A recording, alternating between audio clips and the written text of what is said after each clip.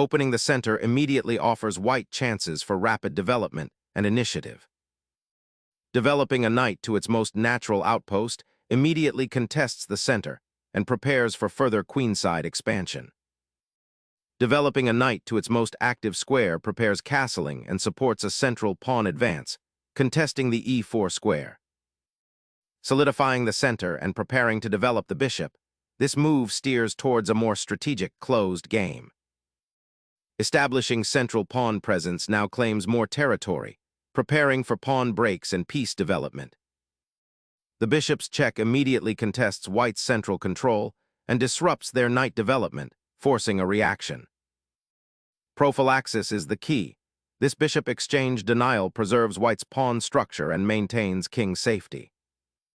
Exchanging the bishop grants white a doubled pawn but frees black's queen, potentially activating it on the open central files. Unlocking the queen's diagonal, this development immediately pressures black's central pawn structure, demanding a careful defensive response. Challenging white's central control decisively, this pawn thrust injects immediate dynamism and seeks to unravel the opponent's coordination. Paving the way for a fianchetto, this move aims to develop the kingside bishop to a more active diagonal, offering better central control and preparing for kingside castling, while also reinforcing the pawn chain.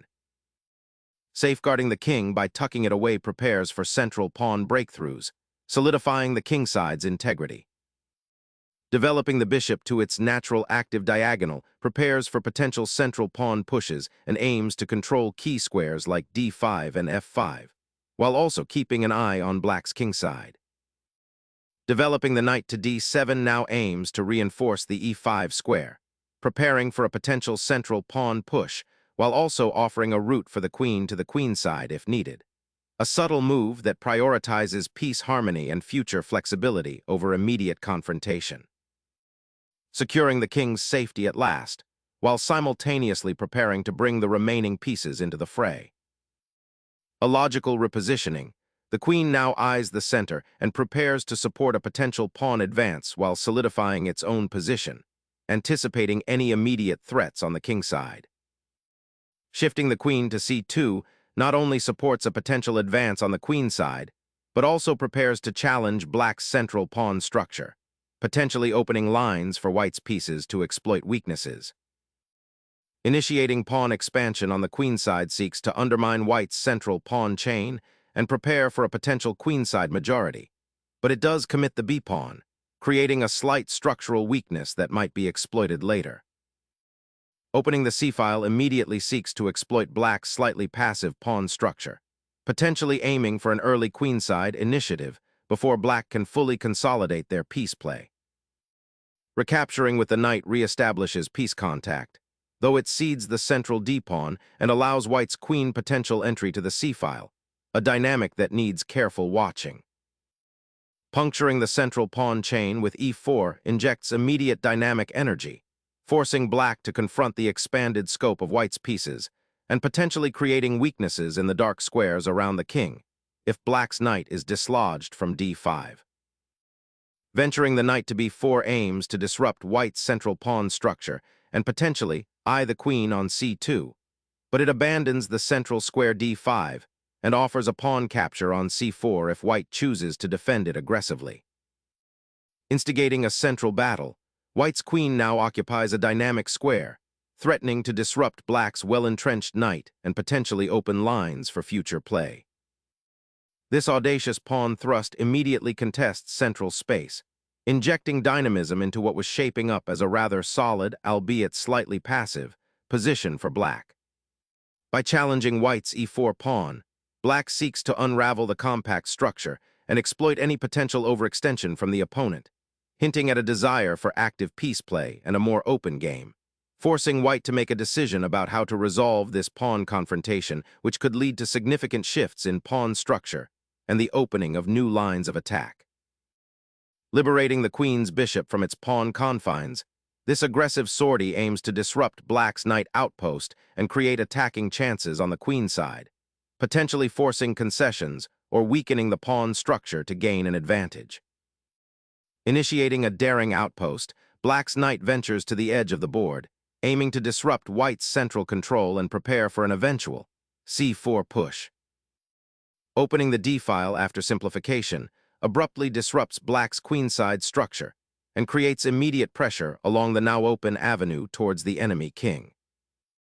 Opening the queenside files opens up dynamic possibilities, potentially sacrificing pawn structure for active piece play and a central foothold that black must carefully manage.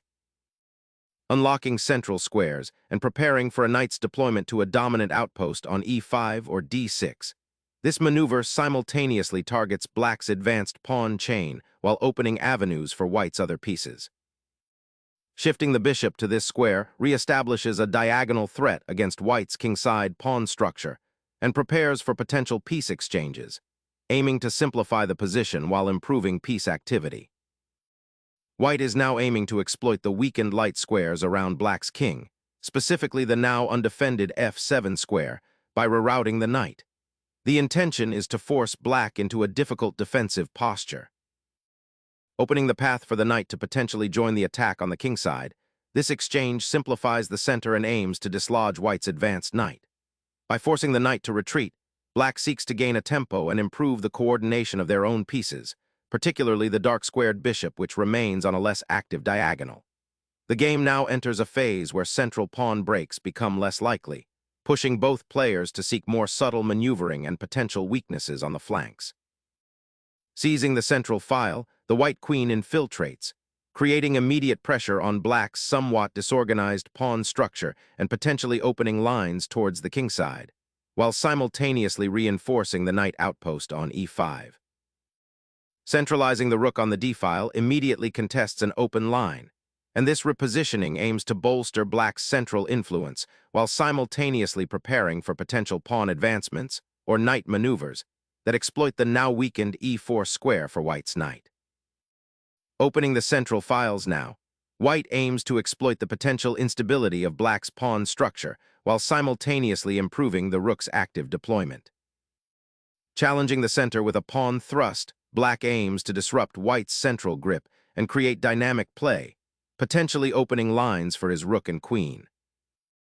Reasserting pressure on the c3 square now aims to contest black's newly solidified pawn chain, potentially forcing concessions or creating attacking opportunities along the queenside if black isn't careful with their piece placement. Sacrificing the exchange to shatter white's central pawn structure and gain initiative on the open d-file feels like a bold gamble, aiming to disrupt white's harmonious piece development and create immediate tactical possibilities. This action signals a clear intention to wrestle for control of the crucial central squares, potentially exposing white's king in the process. Reclaiming the central file, white initiates a dynamic repositioning that subtly shores up their central control and prepares for potential future pressure along the d-file. The rook's return to the d-file is a bold attempt to reclaim influence and potentially disrupt white's central pawn structure, but it risks being outmaneuvered as white consolidates on the now open d-file. Reclaiming the central file with the rook aims to challenge black's grip on d8 and prepare for a potential rook lift or a coordinated attack on the kingside, should black commit to further pawn advances. Black redirects the knight to b8, a seemingly passive maneuver that actually aims to uncoil the position, potentially preparing for a future c6 or even repositioning the knight to c7 to support the central pawns or attack white's queenside structure. This subtle redeployment can create downstream tactical possibilities by clearing the path for other pieces and introducing a different kind of pressure on white's setup. Opening the h-file with this exchange drastically alters the endgame landscape, setting the stage for a potential pawn race or a fight for control over the newly liberated corridor. Sensing the imminent rook exchange and the subsequent simplification, black immediately reclaims the pawn with their queen, actively engaging in the newly opened central file and preparing to contest control of it. Unveiling the queenside majority, white now seeks to exploit the open b file for queenside pressure. The bishop repositions, eyeing the critical c4 square and preparing to contest control of the semi-open file, a maneuver aiming to disrupt white's pawn structure and potentially create weaknesses on the queenside. Preparing to dominate the kingside with the bishop, White aims to redeploy the piece to a more aggressive diagonal, potentially targeting black's king once other pieces are repositioned. Suddenly, the knight finds a potent outpost on c6, aiming to disrupt white's already awkward pawn structure and potentially fork the queen and rook if white isn't careful. Sacrificing the bishop here unleashes a devastating attack against the black king, exploiting the exposed position created by the prior exchange of queens. The threat of mate along the newly opened diagonal, coupled with the initiative white now holds, forces black into a desperate defensive struggle where every move will be crucial. The king, now exposed on the back rank after the exchange sacrifice, seeks refuge behind the weakened pawn shield, a necessary repositioning to avoid immediate threats and prepare for any potential complications arising from the open files. A bold repositioning that prepares to contest the vital d-file, while simultaneously reinforcing the bishop's influence and potentially creating threats against the exposed black king. The knight ventures into the heart of white's position, threatening to disrupt the queenside pawn structure and I-squares like c2. The queen's relocation to a4 aims to exploit the exposed black king, potentially setting up discovered attacks or simply increasing pressure along the file against the pawn chain.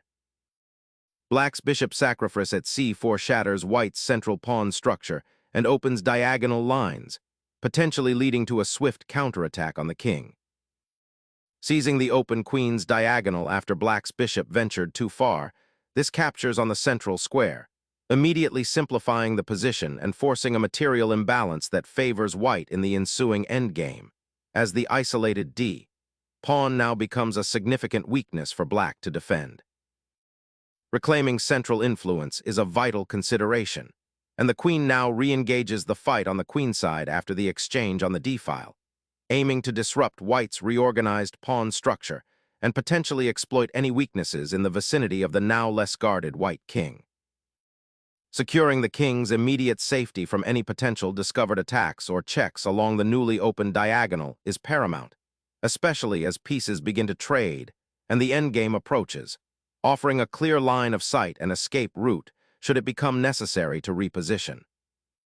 The king's safety takes center stage as this move activates the queen, aiming to create immediate attacking chances on the kingside, while simultaneously defending the crucial g6 pawn and preparing for potential counterplay. Unleashing the passed pawn creates immediate questions for black's king's safety, forcing a difficult decision about whether to capture or maintain defensive structures.